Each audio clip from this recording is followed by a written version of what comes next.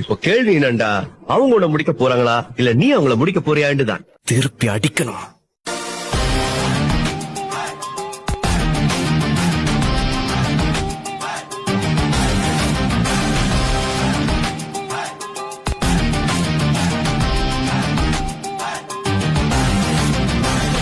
கடவுள் ஜாசரனை சும்மா விட மாட்டாரு. உனக்கு இருக்கிறதுலே கொடூரமான சாபம் கொடுப்பாரு. அதுக்காக தான் காத்துட்டு இருக்கேன். நீயே மேல போய் சொல்ல.